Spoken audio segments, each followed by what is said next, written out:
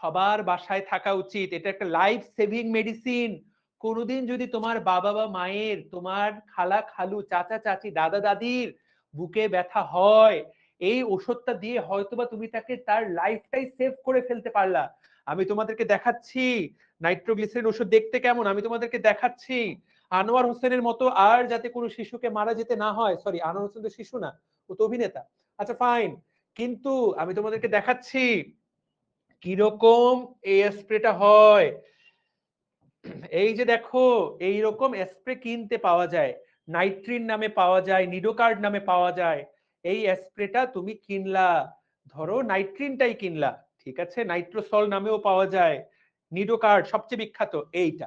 তোমরা প্রত্যেকের বাসায়, তোমাদের যাদের বাবা মায়ের বয়স 45-এর বেশি, 50-এর বেশি হয়ে গেছে, তোমাদের যাদের বাবা মায়ের বয়স 40+, কোনো মুহূর্তে হার্ট অ্যাটাক হতে পারে যে কারো।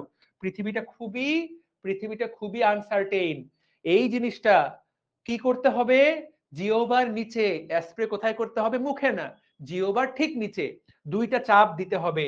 জিওভার নিচে 2 চাপ, দেখবা ব্যথাটা সাথে সাথে কমে যাবে। জিওভার নিচে। এখন তাই বলে তুমি সুস্থ মানুষকে দিবা না, এবং যে কোনো বুকে ব্যথায় দিবা না। হঠাৎ করে প্রচন্ড বুকে ব্যথা, আমেনার মা বলে হাত নড়াতে পারছে না, হাত অবশ হয়ে যাচ্ছে, এরকম ব্যথায় এই ওষুধটা হতে পারে লাইফ সেভিং। এবং সাথে আরেকটা ওষুধ যদি সাথে সাথে আনোয়ার হোসেনকে খাওয়ানো যেত, বিশ্বাস করো, ওই লোকটা যেরকম আমেনার মা বলতে বলতে মৃত্যুর কোলে ঢলে পড়লো, আল্লাহ হয়তো তার হায়াত বাড়িয়ে দিলেও দিতে পারতেন। সেটার নাম কি? অ্যাসপিরিন ওষুধ। অ্যাসপিরিন 75।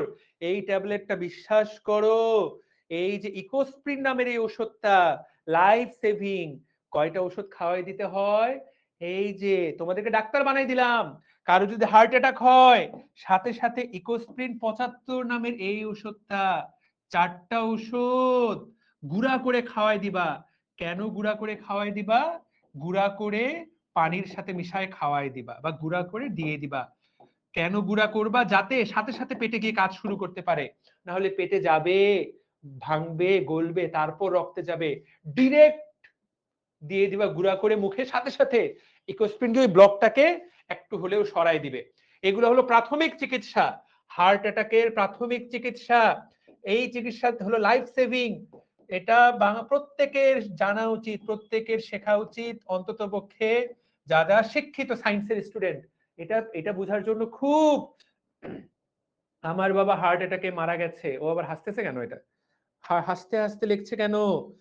ছাড়া বাকি সবাই ডাক্তার, ফার্মেসিওয়ালা অনেক বড় ডাক্তার।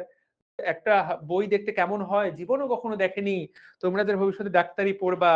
ভাই আমার কয়েকদিন পরে, আমার কত মোটা ভাইয়া, এখান থেকে কি